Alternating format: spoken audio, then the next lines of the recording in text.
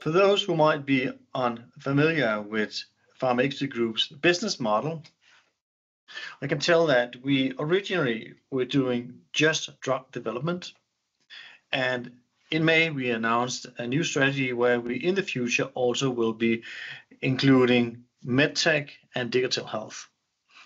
If we look at the drug development, which is the traditional focus, we have all in all 6 candidates, and we're focusing on 2 candidates. And the whole strategy here is that we are cooperating with universities, hospitals. We are repositioning existing APIs, and we perform IIT studies until a proof of concept. And then when we have the proof of concept, the idea is that we will then make partner agreements with big pharma. And the reason for us doing that is that by taking already existing APIs that's been on the market, we know there are some efficacy in it, and we can, with a smaller investment, investigate it in new areas until the proof of concept. And by doing this in cooperation with research organizations, hospitals, etc., we can perform studies which is less costly, and therefore with a smaller investment get to a proof of concept, and then at that point of time we will make partner agreements with big pharma.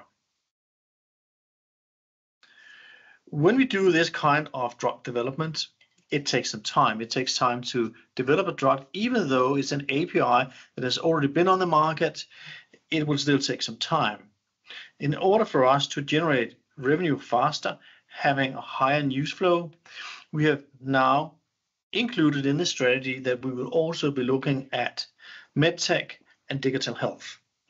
And in that area, we will be looking at companies that are either on the market or very close to the market. So we will have a shorter exit, we will have higher news flow, and we'll get revenue faster from those companies.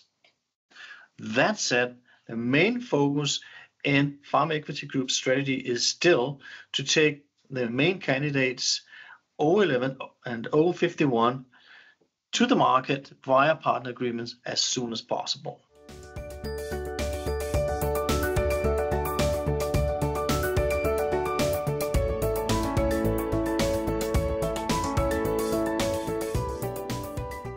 As you might know, I joined Pharma Equity Group as CEO the 1st of April this year. My background for that is a long career in life science.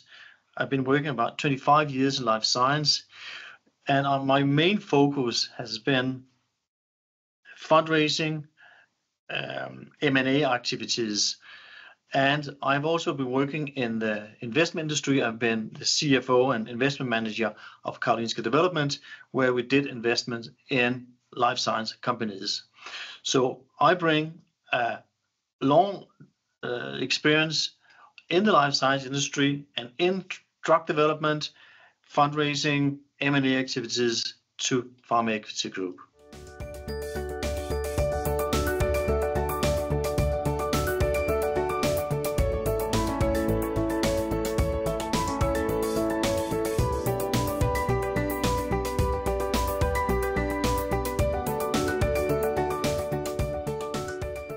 As we have announced previously, we have 6 candidates, whereof we are focusing on 2, RNX-011, which is the peritonitis, and on RNX-051, which is colorectal cancer.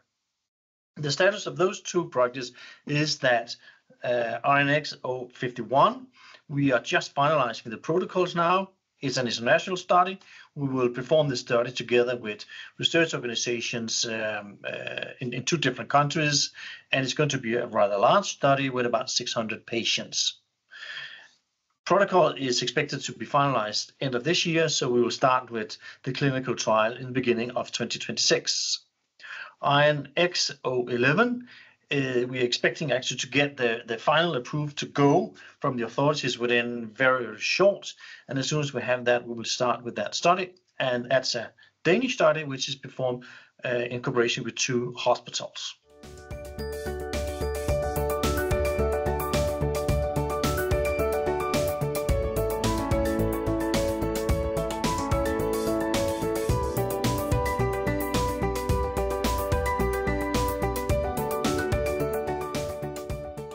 At the end of May this year, we announced a new strategy, and it's a dual strategy where we continue focusing on drug development, but now we're also adding MedTech and digital health.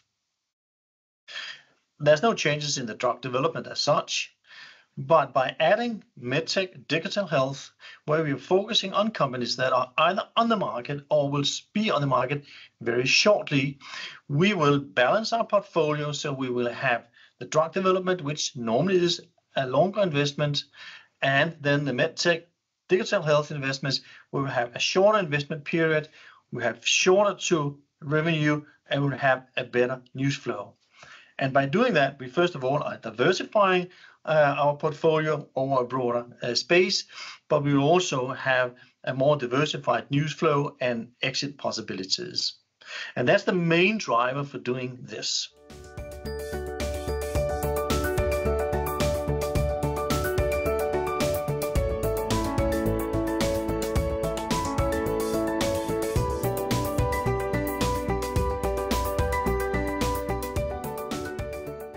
In our half-year report for the first half of 2025, we announced we had 0.7 million Danish kroner in cash. We will, of course, still need cash to continue our drug development programs. On the short term, we have access to debt financing, convertible bonds that can cover that part. On the little bit longer terms, we are in negotiations regarding partner agreements for INX-051 that we expect to bring in cash. We are in advanced negotiations in the Tange case that we expect to bring in some cash. And then, as any other drug development companies, we are always in a fundraising mode and looking for equity. So we feel as comfortable that we will continue our drug development programs as we have a solution both for the short term but also for the long term.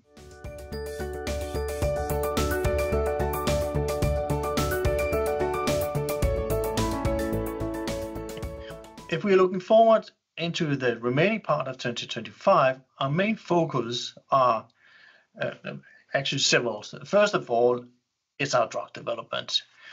As mentioned before, it's INX-051, it's INX-011, where we're now going to the next step of the drug development. So that's the main focus. This is where we're going to create the value so we can make an exit and create value for our shareholders. And in addition to that, it's the focus is on finalizing negotiation with potential partners. We want to finalize negotiations in the Tange case, and then in general we are looking for additional funds to keep developing our drugs.